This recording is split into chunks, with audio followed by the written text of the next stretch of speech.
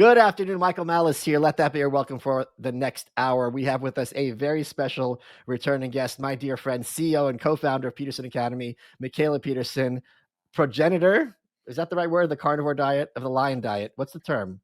Advocate. Yeah, let's go with advocate. I'm not sure what Advocate. progenitor You're not the exactly is yeah. defined as. So you said you made me have a major epiphany about my social life in this year, and something really clicked, and it was thanks to you. And I want to talk to you about it at length because this is something I found very Okay. interesting. Yeah.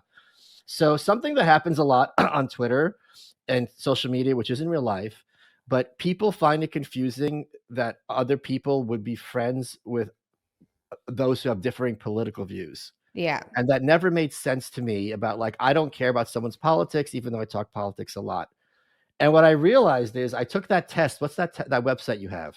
Oh, my dad's Understand Myself, the personality Yes. test? Yeah. Is Yeah. it understandmyself.com? Yeah. Understandmyself.com.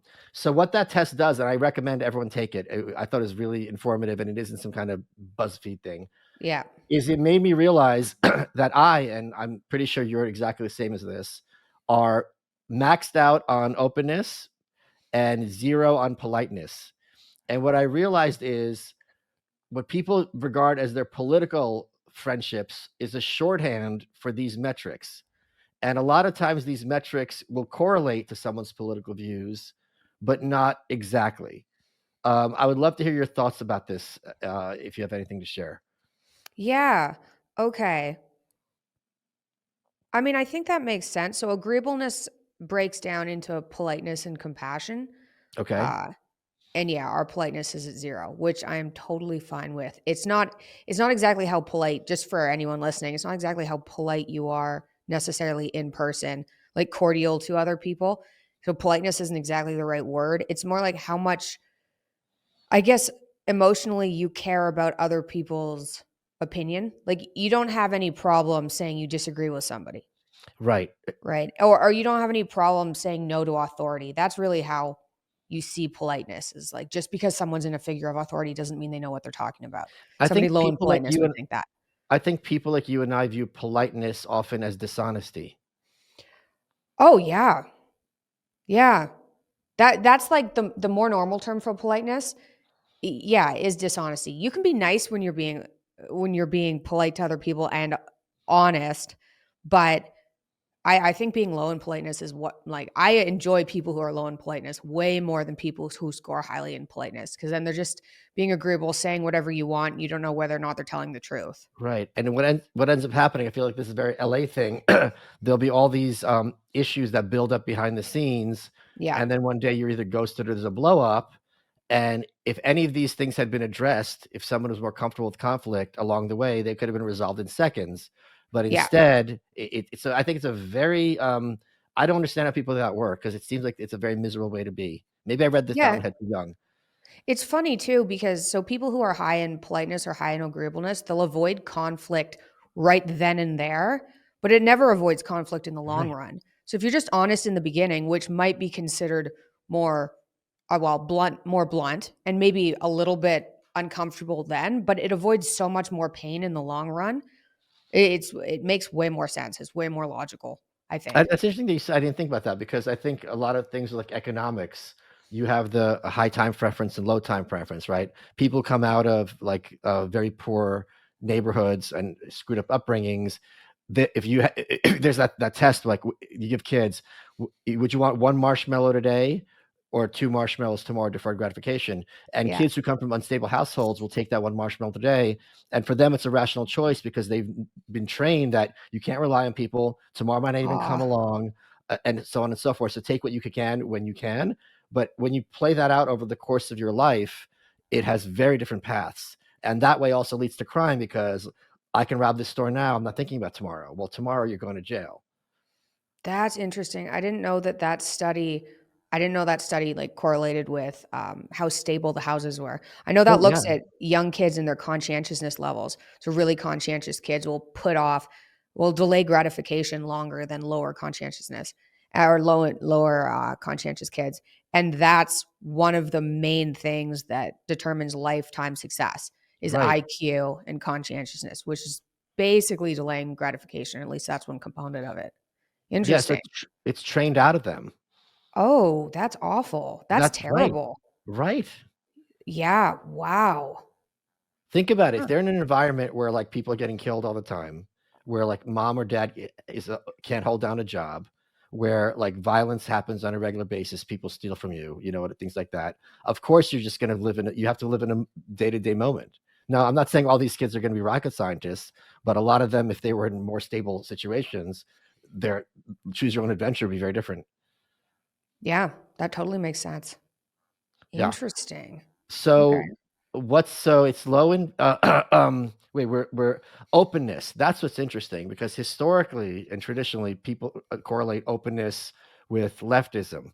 Is Mhm. that do you know if that's a correlation that's actually true generally speaking?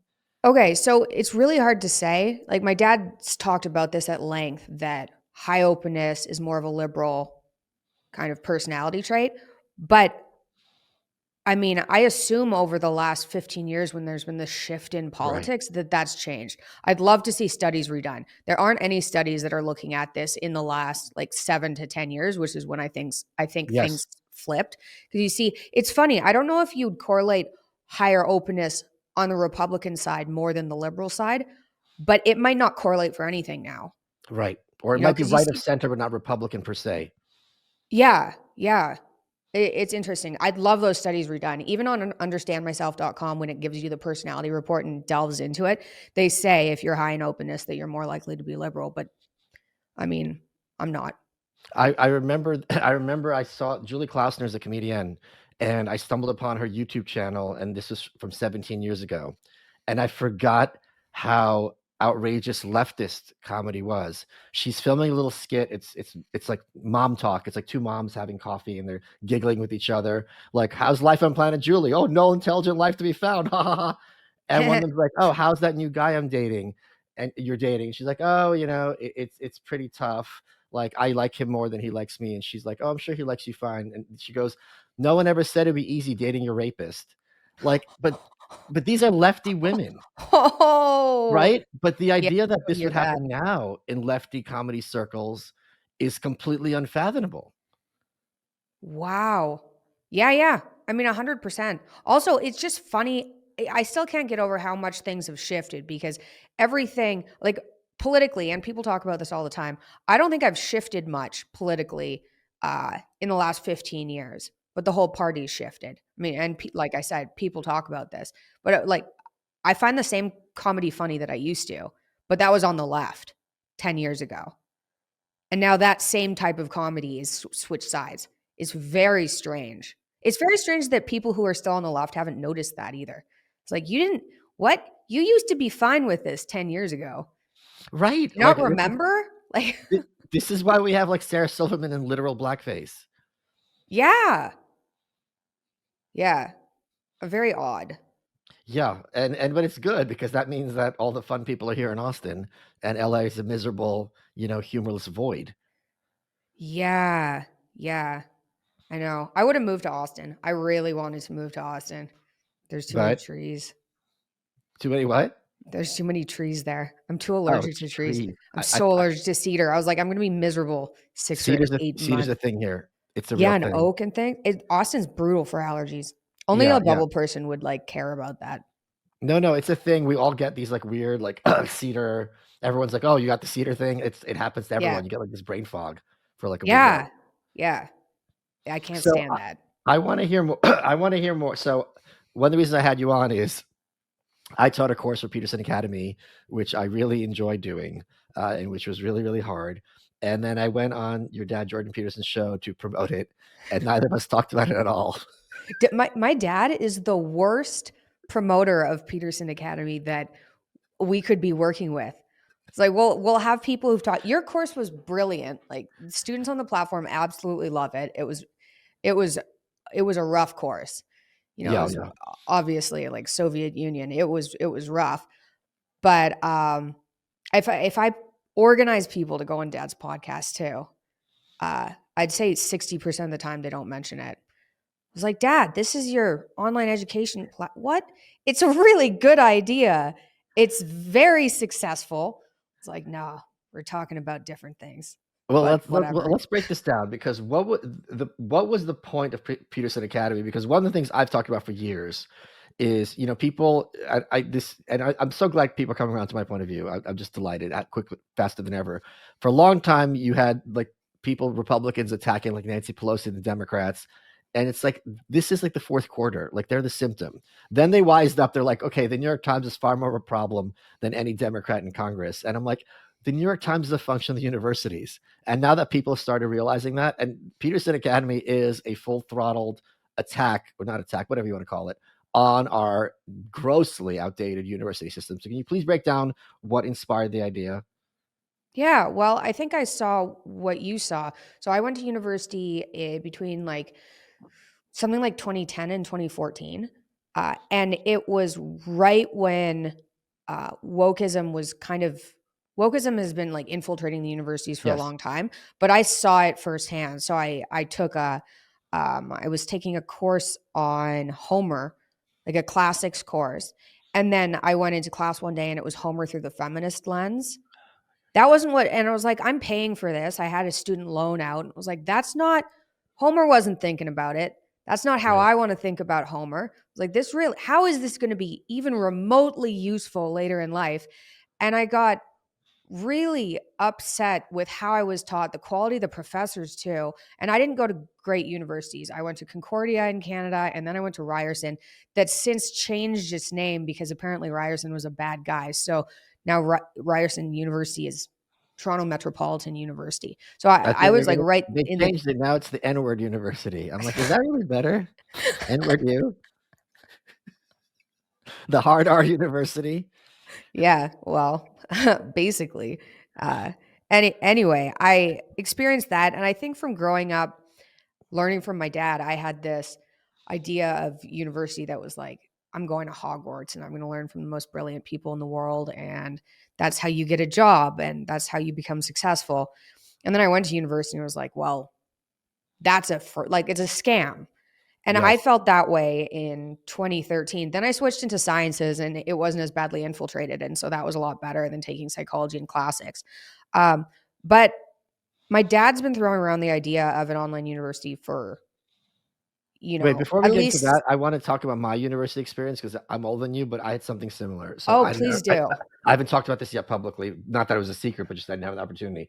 So I went to Bucknell, which is a country club bougie school, and it was really woke. The word woke didn't exist back then, but they very much, the administration decided that it's their job to inculcate these kids into the progressive milieu. Freshman year, I took a course on, it was something about cartoons, but it was more like the history of like animation. But one things we talked about is like how all these things are stereotypes. This is stereotype. This is stereotype, and they were completely confusing stereotypes with archetypes. Meaning, if I show you a picture of like this nerd with a pocket protector and glasses, and acne, you know who that character is. So as a writer, if I have like a 30-second commercial, I don't have to explain who this character is. You know who he is. You know the 1950s dad with the pipe. You know who he is. So you had these archetypes of like Black Americans and so on and so forth. They weren't stereotypes in the fact that, like, when you look at Aunt Jemima, she's an archetype. You don't really think all Black women look like this, but it's conflated in this class. I'm sitting there just rolling my eyes incessantly. We had like the first week, this was so Soviet. All the students, all the freshmen had a dinner. They brought us together. Then we had to go to the auditorium, and they lined the way from the hall to the auditorium with upperclassmen. So we literally had to do a march, and we couldn't stray from the path. And we sat down in the auditorium, and we had to watch a play about how it's wrong to like hate gay people. This was week 1 at Bucknell in 94. What? It was, and then I took a course on American individualism, and there were 5 sources used, and one of the 5 was the movie Birth of a Nation, which is about the Klan, and not even the book that it was based on, called The Klansman, which I have a signed copy of upstairs.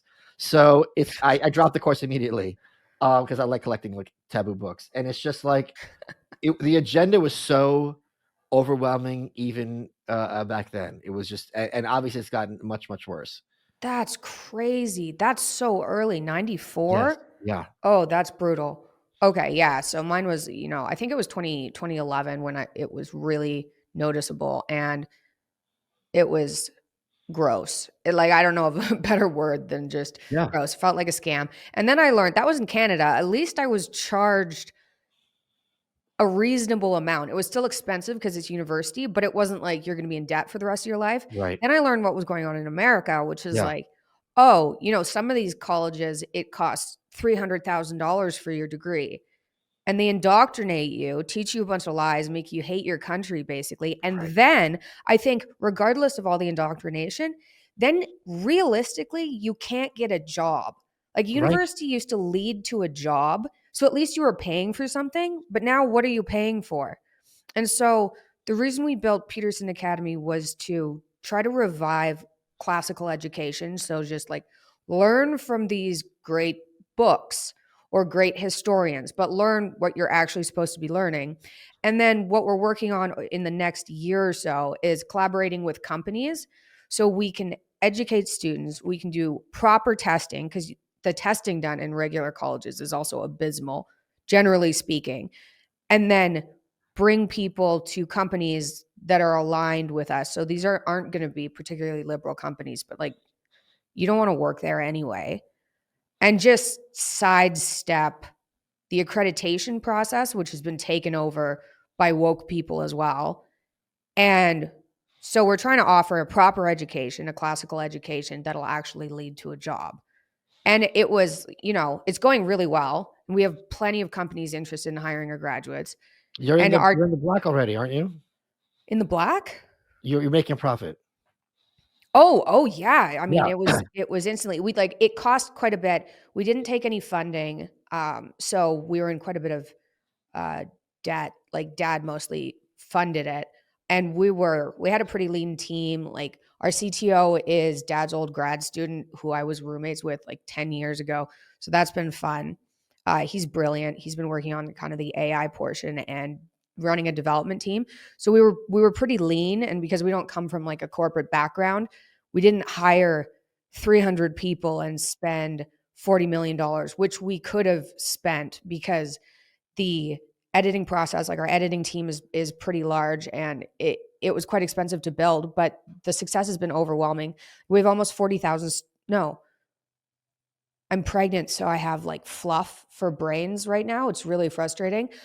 Oh my gosh, I don't want to give the wrong number. I think we're either almost at 40. No, we're at 47,000 students. There we go. The number came. Wait, seriously? 47,000 students. We have 36 courses on the platform. We have 4 new ones a month. So those are 4 8-hour courses rolling out a month. And we design them because it's ridiculous. I also found I learned way more from YouTube and online than I did in university, Sure. like way more. So I was like, well, we have all this, like we have tech now.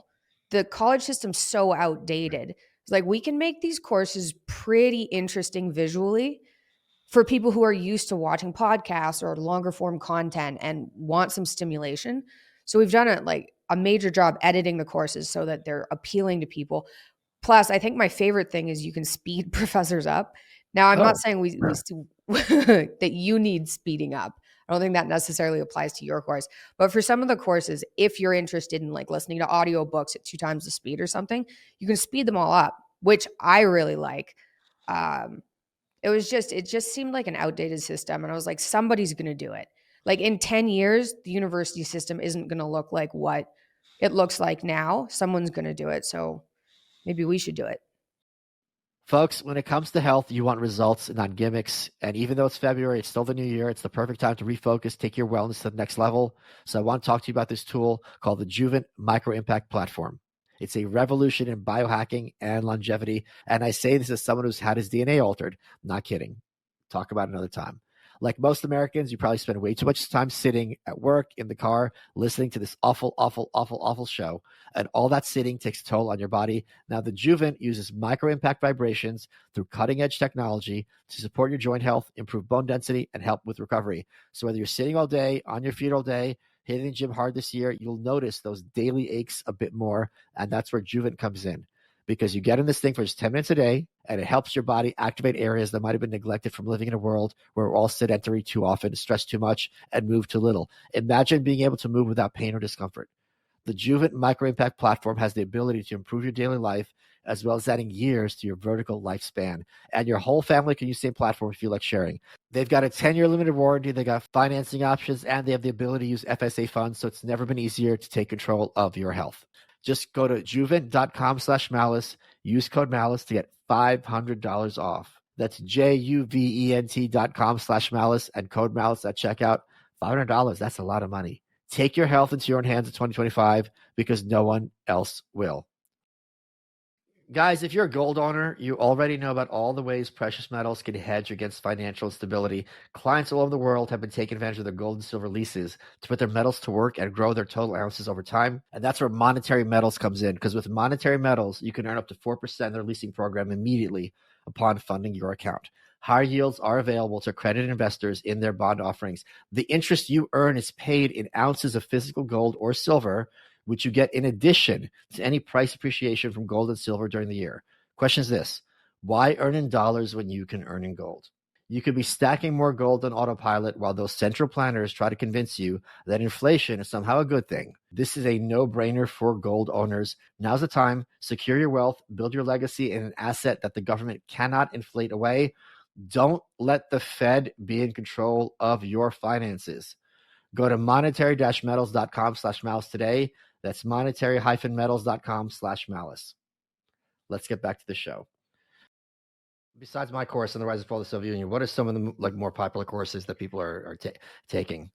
Well, dad's courses are definitely popular. So he did an intro to Nietzsche. He has a intro to personality where he delves into the what we were talking about, the big five, but he also goes into the dark triad and kind of the history of personality theory from different psychologists. So that's interesting.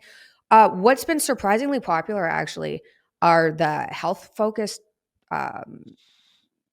courses. Oh, okay. Which I wasn't expecting, because a lot of the people on the platform are, I don't think they're necessarily health freaks that Sure. that Yeah. gravitate to Peterson Academy.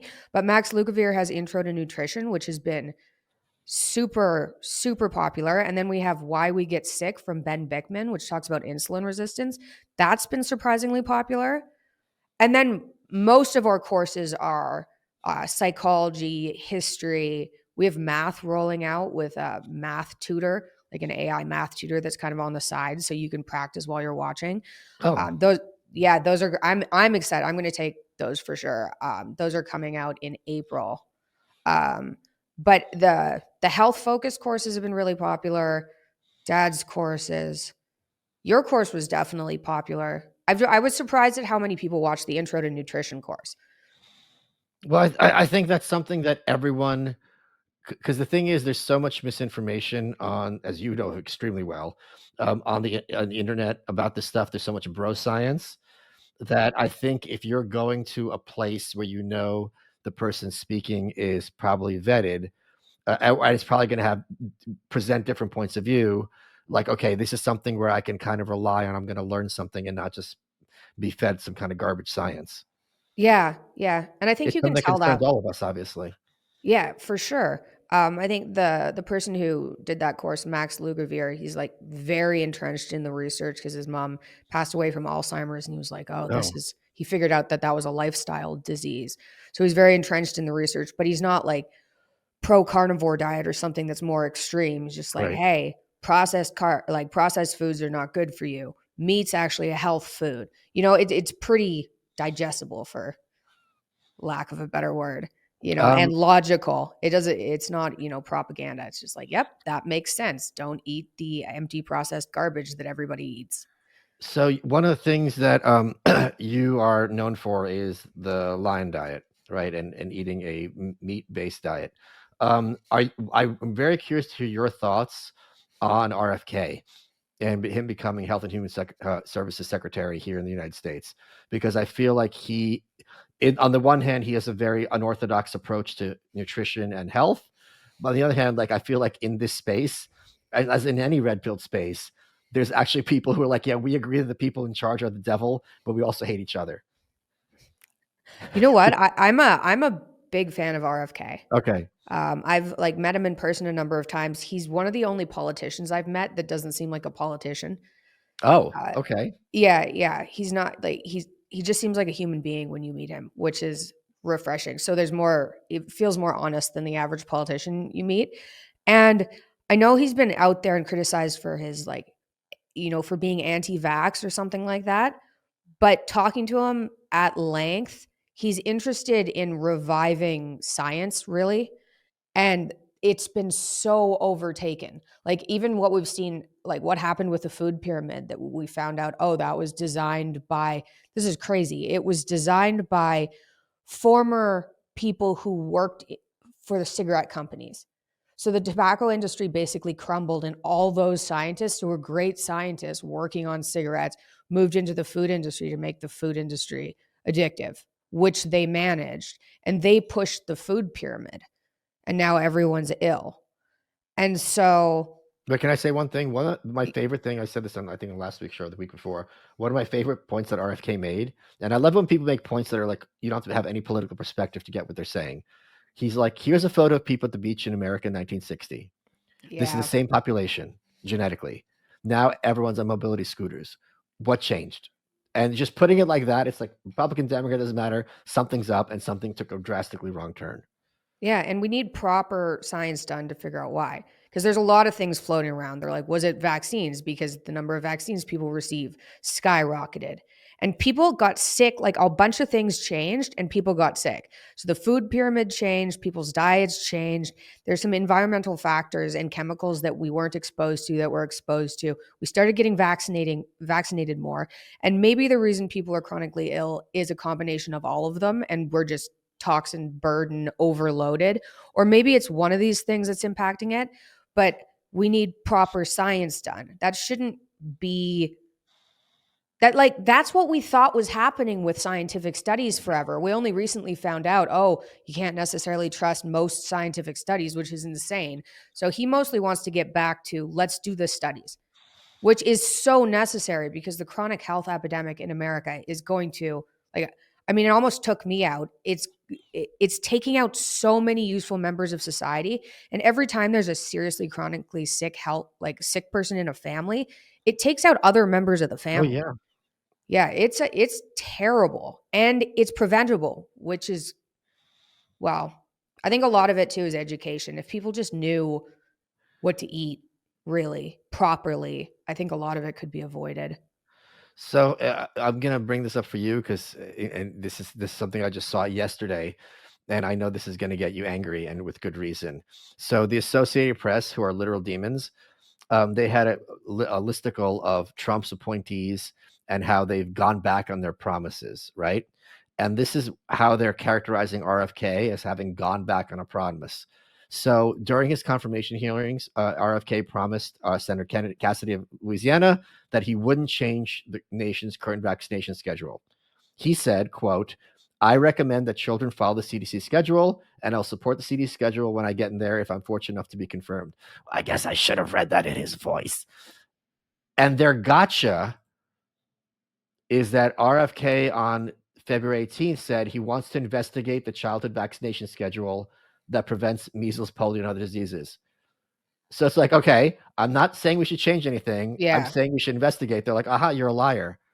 And it's like, what is fascinating for these people is that someone doing actual research is inherently dishonest in their eyes. It's just shocking to me that, like, don't you want a health and human service secretary who's doing the work and it's like, all right, like, what are the causes here? Like, pharmaceutical companies have a vested interest in skewing data. Let's be objective and see what the pluses and minuses are here. And cost, every medicine is going to have a cost, even if it's just something, it's going to affect something else. It's just amazing to me that they're just like, nope. And it's just shocking to what extent, Yeah. this is my tinfoil hat, like big pharma's tentacles are in the media. Like, I Mhm. still think I'm naive about how pervasive it is. I mean, I still think I'm naive about how pervasive it is too. I talked in Washington about diet with some people who might be considered quacks, or maybe they're not considered quacks as much now that the Yeah. administration has changed. But they were talking, especially Callie Means, talking about how bad the infiltration is and how crooked it is. And it's so much worse than I thought. And I was pretty skeptical. And I was like, that's so conspiratorial. And then it turns out that's all true. Like, I didn't know the thing about all the doctors and the scientists from the tobacco industry just moving directly into Yeah. the food industry. Like, Well, that here's sounded like a conspiracy to me. And then you can track the people. That's literally what happened. And then they designed our diet. But here's how, in case you think me and Mikhaila are completely crazy, every time you read an article about transing kids, you will have a doctor, an MD, quoted saying, "Yeah, you could just pause puberty and you could restart it later."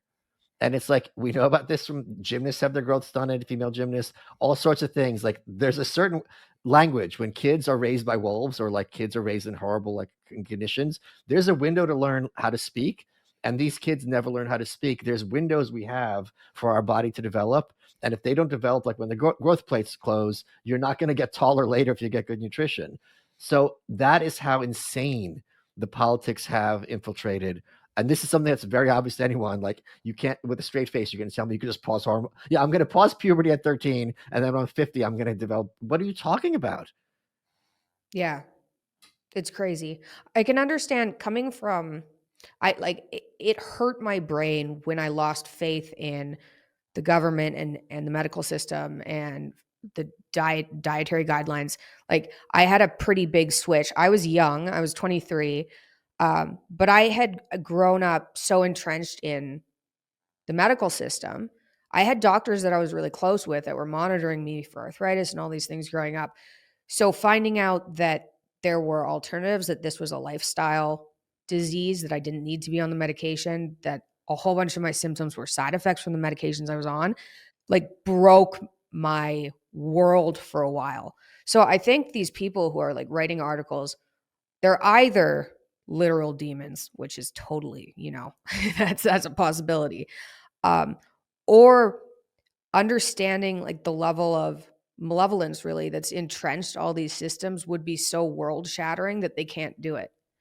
I Oh, like they can't do it. They're like that. It's going to hurt too much. If I stop believing in that medicine is good, period, yeah, yeah, yeah, right, yeah. forget that. Then my belief systems for the government, all these things are going to fall, which is what happened to me. Is like, who can I trust if the medical system lied to me for this long, and it really lied?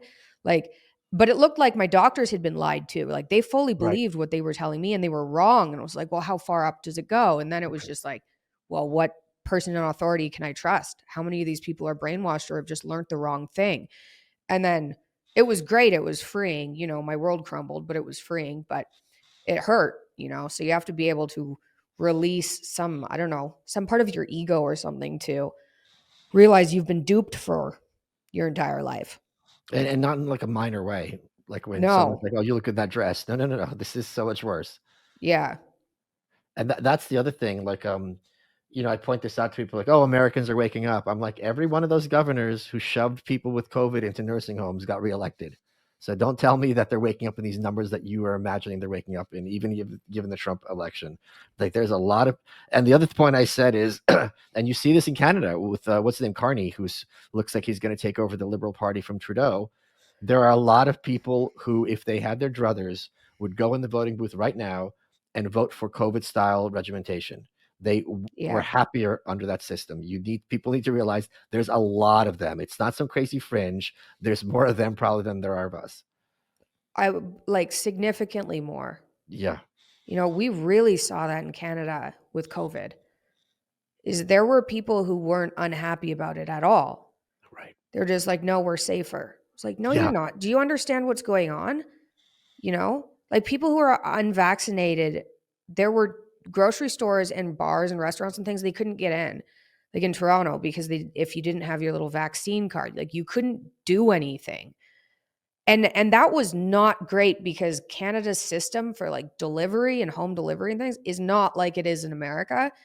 So getting groceries and things delivered if you couldn't go to a grocery store isn't super easy.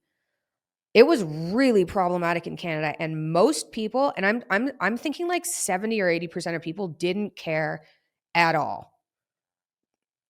And I don't think they've changed either. I'm concerned, like, Trudeau's done this such a sneaky thing, like quitting, but like not really quitting, just pausing the government somehow so they can switch a liberal leader in who'll be like, well, I'm not Trudeau. And Carney, I think, is probably worse. He's Like worse because he's smart. Trudeau's dumb. Yeah. And he's dumb. And that was a huge problem and destroyed Canada. But Carney's not dumb. And he's been behind a whole bunch of these liberal things that have destroyed Canada in the last what has it been, 7 or 8 years? And I think I'm concerned. Like, if Trudeau had stayed, I think Polyev would have won pretty easily. And I'm concerned there's like 70% of Canada, especially in Toronto, Vancouver, mostly, uh, that'll just be like, oh, yeah, well, we're still liberals. And Like, for people who don't what? understand how bad Mark Carney is, who's about to take over almost certainly as the head of the LP. So if you're not following this, Trudeau ostensibly resigned, but if you resign, they were going to have a snap election, and that Parliament was going to vote for having a motion of no confidence. He goes, "Yeah, I'm just going to pause Parliament." So like he basically sent them home so they can't have that motion, and Parliament is on hold until like April while the Liberal Party picks a new leader. It's just completely brazenly shameless power grab, and the judicial system validated this. But the ostensible replacement, Mark Carney, who the establishment rallied behind, he was not only the head of the Bank of Canada, which is Canada's Federal Reserve, he's also head of England's Bank of England, the British equivalent of Federal Reserve. So he's like a two-nation globalist. It's like some Alex Jones supervillain. It's insane. Yeah, it's crazy. It's crazy. And a I can't big believe more people authoritarian. aren't up in arms about this, especially this tariff thing that's happening with Trump. It's Yeah, like people were talking about tariffs, and I think like a lot of my American friends are kind of laughing at it because it's like, well, Canadians, like snow Mexicans or whatever we're right. calling them now. I was like, this is sad. Like, this is gonna be really, really bad for Canada. And there's been a lot of like anti-Canadian sentiment. I know that's partly because Canadians are booing the American anthem at hockey games. And that I'm like seeing that in real time. People I meet are kind of turning anti-Canada, just like the average person, and Canadians turning anti-American. And it's unfortunate because it's these evil people who are in power, who, to be fair, Canadians voted for. But it's sad. It makes me sad. I had hope. I was like, we always follow suit. Like Canada always, if America elects a Republican, Canada generally elects a conservative with their election cycle. It generally follows suit. And I have so little faith in Canadians realizing that the Liberal Party is the problem. It doesn't matter who you're going to vote for. So Like, you're you got to endorsing the go NDP? conservative. Pardon? You're endorsing the NDP? Absolutely not. Absolutely not. Guys, I want to talk to you about a product that I use every day and I am a big fan of, Just Thrive. There's never been a better time to take control of your health, and it all starts in the gut because processed foods, pesticides in your food, antibiotics, stress at work, toxins in the air, all of that stuff can overwhelm your digestive system. Yes, that miserable post-meal bloat, indigestion, gas, and more, all those are signs that your gut needs some help. Our bodies are attacked on a daily basis. What can we do to fight back? We have Just Thrive Probiotic. It's the only clinically proven probiotic and antioxidant comprised of science-backed strains that keep the gut healthy and balanced. Did you know that most probiotics on the market die in your stomach acid? That's what the point of the acid is, to destroy things. Just Thrive survives 100%. It's a probiotic that actually works.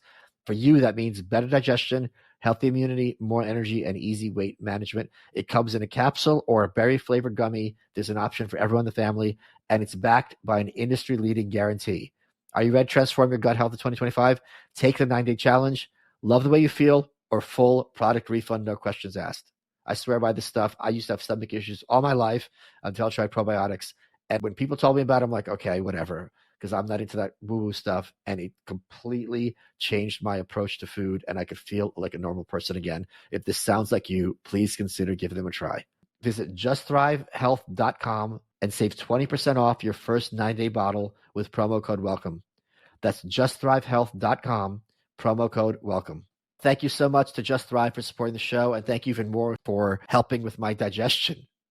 Let's get back to the show. Did you hear my solution about how to solve the Canadian problem? Oh no, I do want to hear it though. So the issue of reparations is a big one. And for reparations to be reparations, they have to be reparations, right? So like if I break your car, I have to give you a new car. I can't just give you like $50. It's got to be even. How are you going to have reparations for something as abhorrent as slavery? A check's not going to do it because there's no check I could give you that would be like, yeah, you could take my great grandma and own her and do whatever you want with her. Yeah. There are, according to Google, 41.5 million African Americans in the US. There's 40 million Canadians. Okay. So you guys have said over and over through your words and actions that you don't want to be free. So slavery in the South was a huge blight on Americans' past. Slavery in the North is the solution. So every African American gets one Canadian slave. They're made whole. Their estates are made whole, and everybody wins. Brilliant. Yeah. You know, there's actual Canadians who are legit. The Canadian anti-Trump propaganda is so bad, and I would love to hear your thoughts on this. I see over and over on social media, there are Canadians who are genuinely scared that Trump is going to invade. Yeah. Yeah. Well, Krista, I think her name's Krista Freeland, Yeah, this she was the other deputy woman prime who's minister. Yeah. running. Yeah, yeah. I mean, she talked to there was this like piece of propaganda going around where she was talking to a 4 or 5 year old girl who was talking about Trump invading. And she wasn't like, that's silly. You know, she was like, oh, well, we'll make sure that doesn't happen. Like, Oh I'll make sure wow! that doesn't happen for you. Yeah. So that's what Canadians are hearing.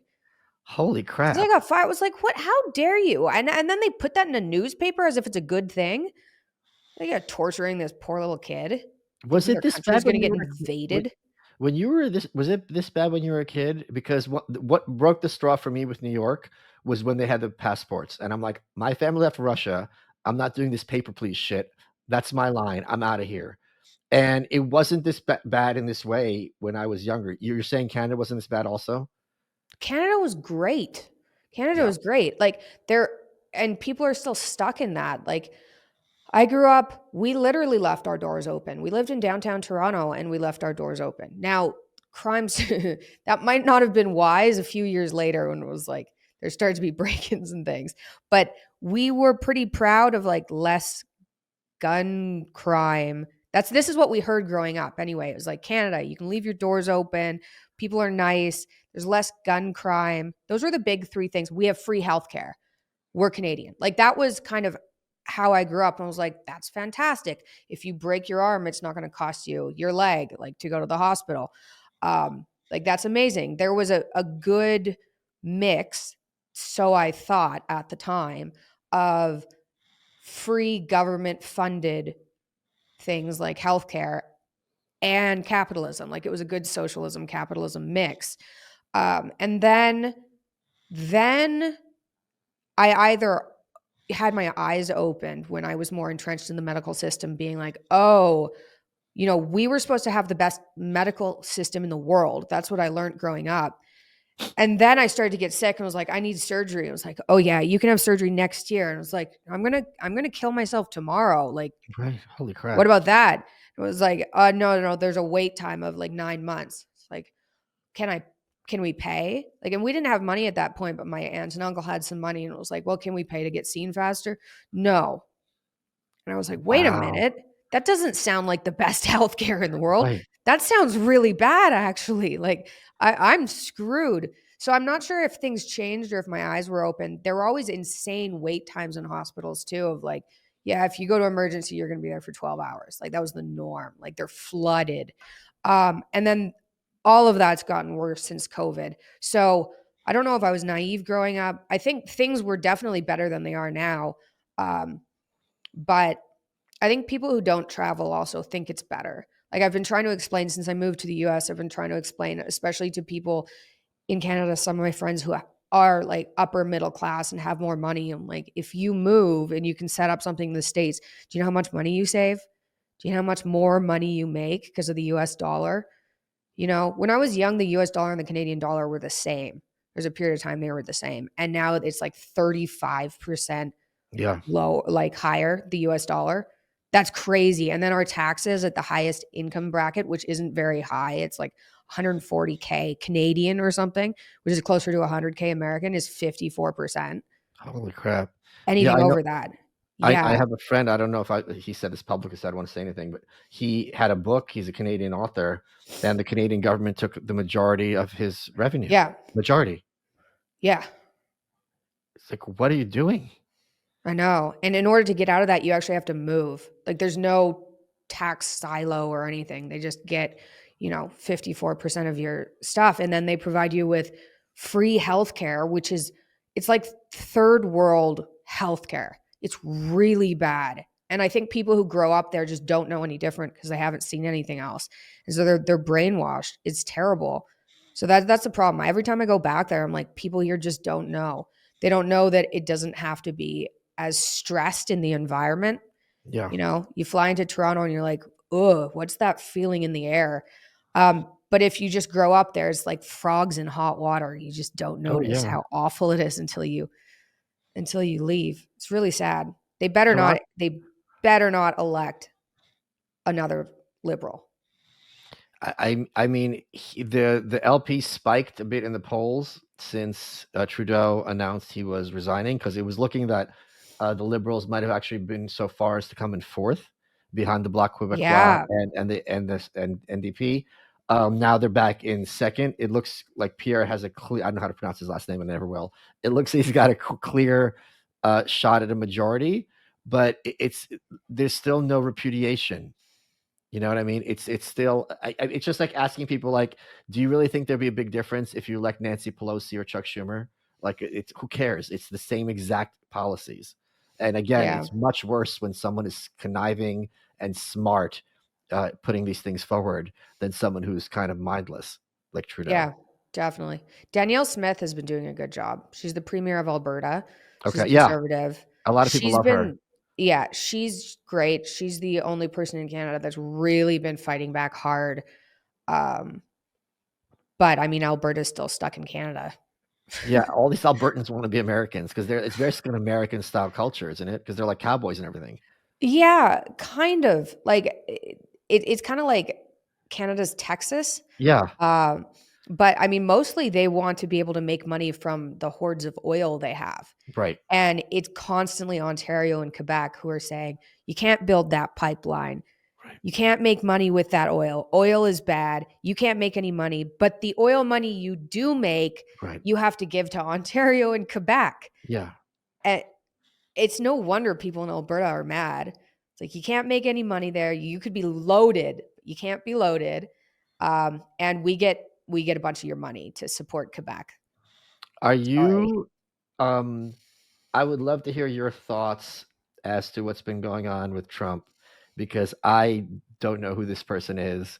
We sat through 4 years of this guy. This, in my opinion, this is a body double, because it's daily epic wins, and like Oh, everyone's having yeah. whiplash. I'm shocked. I didn't know the government could work that fast. Right? Like That's a good I point. didn't. You're like, oh, who really cares who's elected? Now I know what happens if you elect the wrong person because we've seen what happens. It can get really bad, but it was like generally speaking, you keep electing new people and nothing really changes in society. Um, I guess it can get worse, but I didn't know it could necessarily get better. But yeah, Trump is moving at lightning speed. It's wild. I'm wondering how many of the executive orders can get blocked eventually. Like I know he signed an executive order to stop trans surgery for kids under 18, which was like hallelujah. And other countries have done that. But he signed that and was like, okay, this disaster's over. Thank goodness. And then I read that it got reversed somewhere, some judge Or put on somewhere. hold. Yeah. But the thing with these, a lot of people have this misconception. Let me break this down about the executive orders, that like one person comes in, then 4 years they're just going to vacillate. Yeah. That's not exactly accurate because of this reason. The DI thing, right? If I'm going to major in like a DI friendly major, if I know my industry is going to vanish every 4 years, for 4 years, it's going to cut off a lot of people going down that pipeline. Because why would I invest my resources as a kid, a young person, into this racket, knowing there's not going to be a stable industry for me on the other side? So even though ostensibly that might be reversed by the next president, in terms of having that huge, trough for them to feed off, it's not going to be the same. A lot of things with these. So I have a thread on Twitter, like not sick of winning, just every day a big victory. And I think it was Senator Chris Coons of Delaware. Double check me on this, but he had said the point he made is this U.S. aid cut, which all this money just frozen. He goes, it's not reversible because a lot of these companies are now going out of business. So it's not like it's very few organizations of Great. any kind have the resources to wait out 4 years. I mean, imagine if you don't work for 4 years, or there's people listening to this, it's very few that have that wherewithal. So there's lots of things where even if Biden or a Biden figure obviously comes in 2028, it's not as easy as putting the switch back. Okay, fantastic. Like you can't re-imprison those January 6th people. You're not going to rehire. And the other dirty little secret is we had the Oberfeld decision here, which legalized gay marriage. A lot of Republicans were perfectly happy about that because America was moving toward gay marriage, and these Republicans, Congress people and senators were like stuck in the middle. How they want to, their base, some of them want to be against it, but it's hugely alienating to like suburban moms. And it's like, what do I do? And then the Supreme Court came in. They're like, whoop, it's out of my hands. Sorry. So for a lot of these people, except for the fringe, like crazy lefties, like the governor of Maine, when Trump takes down this transgender stuff, they could be like, I don't agree, but it's out of my hands. But then they don't have to deal with the responsibility of losing all those votes by just trying to appease their base. They're not all crazy. Yeah. Like some of them are just power hungry and they realize this is bullshit, but I don't care about these kids. I just want to get elected. Yeah. Okay, good. That totally makes sense. Well, that's reasonable. Are you ready to optimize your nutrition this year? Because Factor has chef-made gourmet meals that make eating well easy, and they're dietitian approved, ready to heat and eat in 2 minutes. So you can feel right and feel great no matter what life throws at you. They sent me a bunch, could not be easier to warm up, and they were tasty, and they're good for me. What else do you want, right? Factor arrives fresh and fully prepared. They're perfect for a busy, active lifestyle, or you're sitting on your ass watching the podcast lifestyle. You can lose up to 8 pounds in 8 weeks with Factor Keto meals. They're based on a randomly controlled clinical trial with Factor Keto. Results vary, of course, with diet and exercise. They got 40 options across 8 dietary preferences on the menu each week, so it's easy to pick meals tailored to your goals. You could prefer Protein Plus, Calories Smart, whatever it is. Factor can help you feel your best all day long with wholesome smoothies, breakfast, grab-and-go snacks, and more add-ons. You can reach your goals this year with ingredients you can trust. And the most important thing for me is its convenience that can't be beat. It's really, really simple, and it's really, really good for you. Eat smart with Factor. Get started with factormeals.com/malice50off. That's 50. Or use code malice50off to get half off your first box plus free shipping. That's code malice50off at factormeals.com/malice50off. Half off, free shipping on your first box. Thank you, Factor Meals, for delicious food. Let's get back to the show. How did you feel about Elon's email?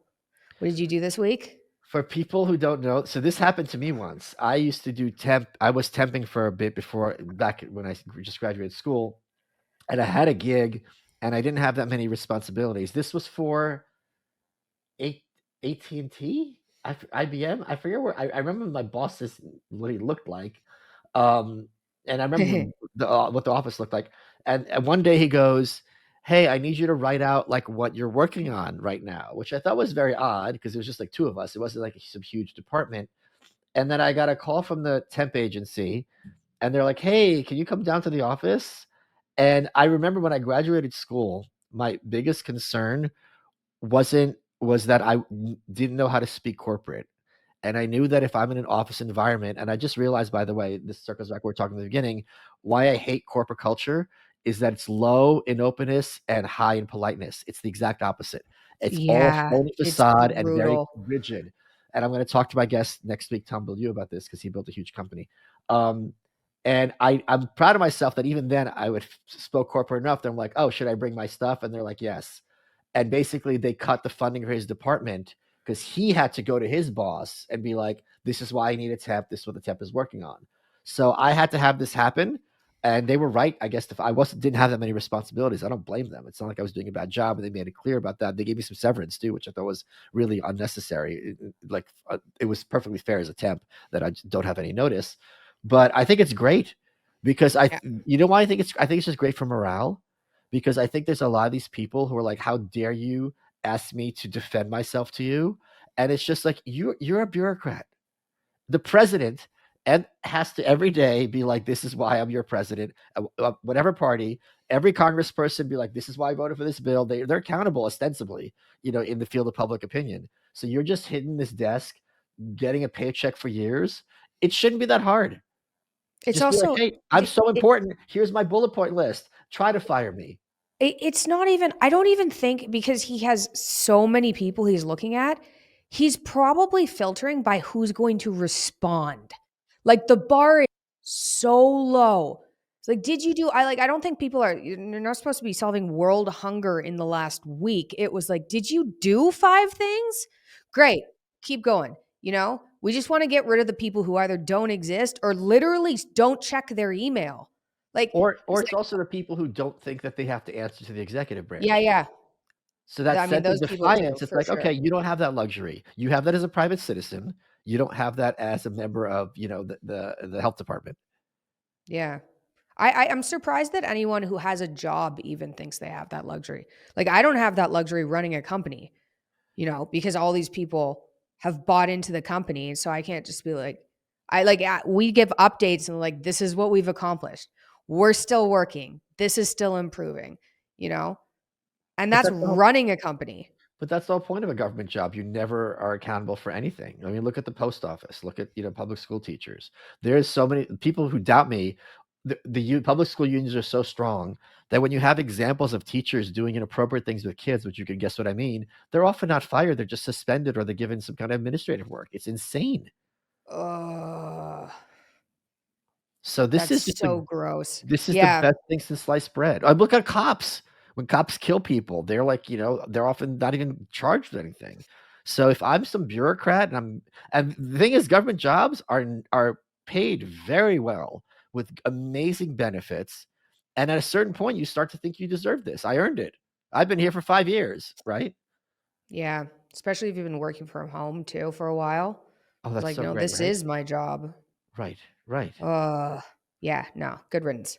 So I think they are, and what I'm delighted about, and I'm sure you agree, is they didn't see this coming. I didn't see this coming. And there's no precedent in their culture, corporate culture or bureaucratic culture, to address this. They've been taught since 2016 that the answer is say, F you, I'm the resistance, you can't tell me what to do, which is fine, but not when it's your literal boss. Yeah. This is pretty funny.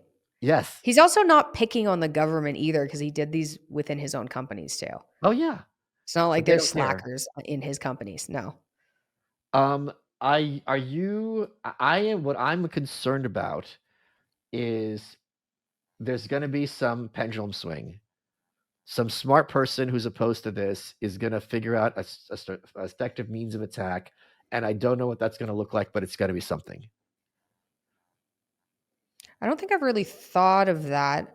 I mean, are you concerned for Elon or Trump or the whole thing? The whole thing, they're going to figure something out. There's enough smart people, who have had a long time in these organizations and in the media who are like, let's try, who know how to manipulate. Look at COVID, that they're going to figure something out effectively.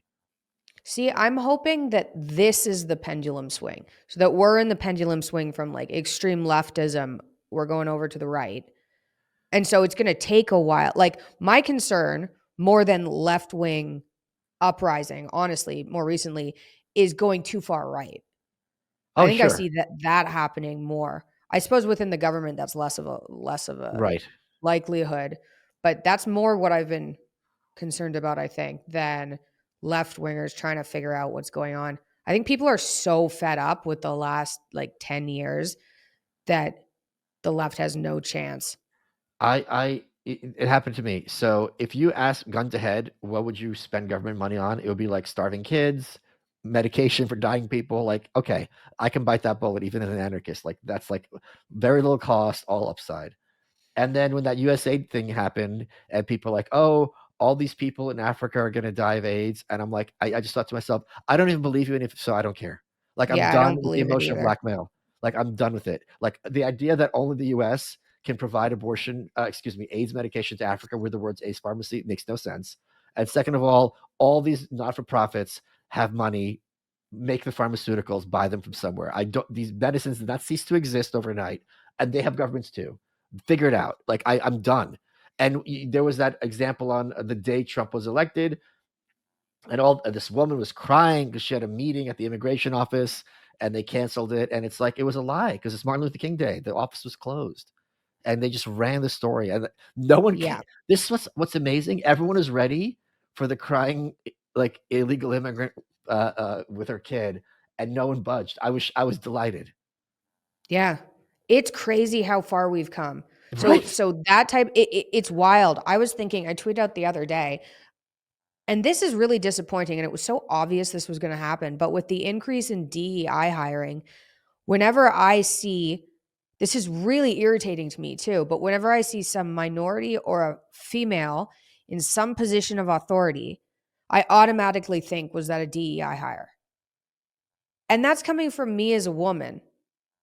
It's really annoying. And I'm wondering what percentage of the American population now looks at a minority or a female and thinks, how'd they get that position? I didn't think like that before. That was like put into me, and now I can't help it. And so I'm trying to like get away from that, but it's just something automatic that happened, and I was like, okay, great. Great. That's fantastic. So it's no wonder that these, yeah, pieces of propaganda. I mean, they're still working on a subset of people, especially Sure. people who still watch CNN and things or believe what they see on TikTok or whatever they're doing. But yeah, hopefully most people realize that what they're seeing isn't true. I didn't believe any of that USAID stuff either. Right. Like, all this stuff's going to happen. I was like, do you guys even do anything? Does any of your money actually get to any of these people? Right. Probably not. That's why it's being cut.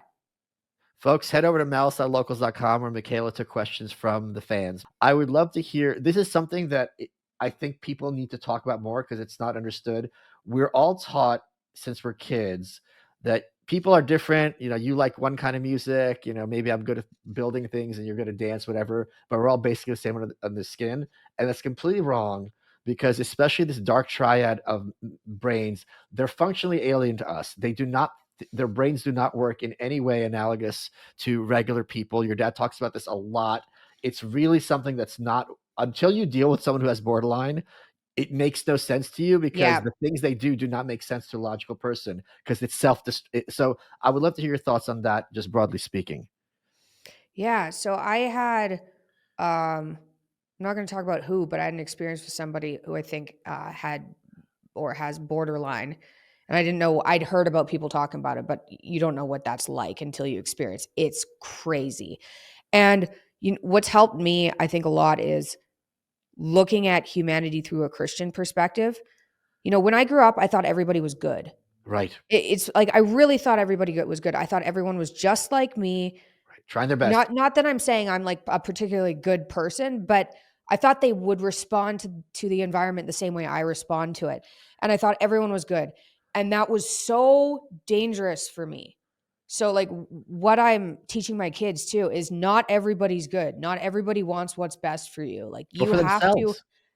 yeah, or for themselves, or can even see reality. It's crazy. So for borderline, my dad taught me when I was young too, is what do you do with someone who has borderline? You avoid them entirely. And but I didn't know what that looked like because they don't just come out and go, "Hey, I'm so and so. I have borderline personality disorder." Like they also don't necessarily know. But yeah, you And wait, to put interrupt you, they also do something called affection bombing, that when you meet yeah. them, they're very friendly and warm and like, oh my God, you're the coolest person I've ever met. And you really they're very charming in a different way than sociopaths. Yeah. Yeah, yeah, way worse, I think.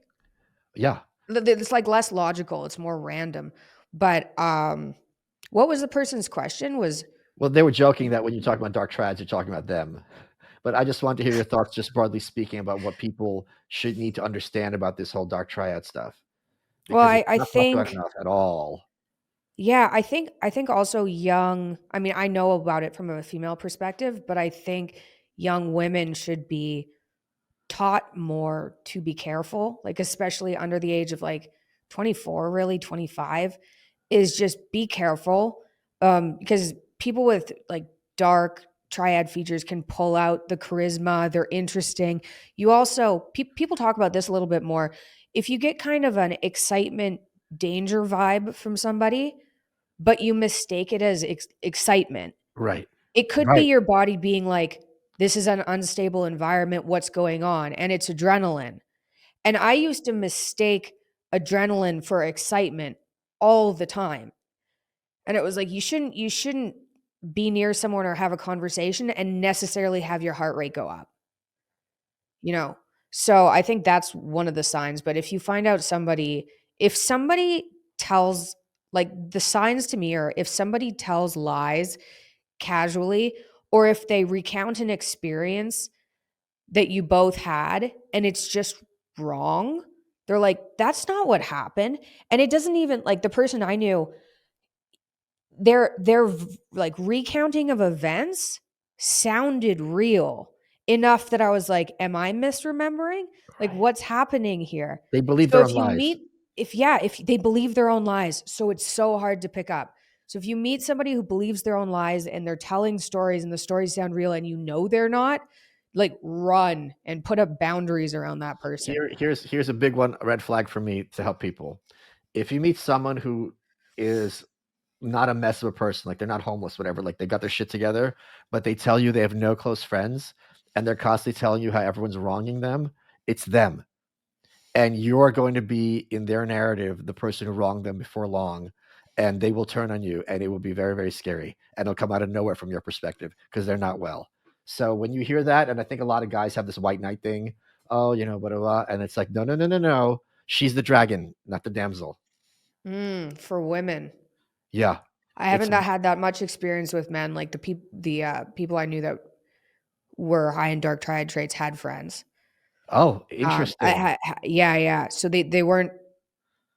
There were definitely signs looking back, the friends were also unstable and not well. But that's different. Okay. Huh. but they were there, so it wasn't super obvious. I can see that for women though. Oh yeah. Interesting. Folks, if you go to petersonacademy.com, use my promo code Malice. It's a long code. It's in the link. It'll have in the YouTube description. Mikhaila, thank you so much for joining us. We're running out of time, and congratulations on baby number 3. Thank you. What has been your favorite part of this interview? I like the Q&A portion. All right, you are welcome.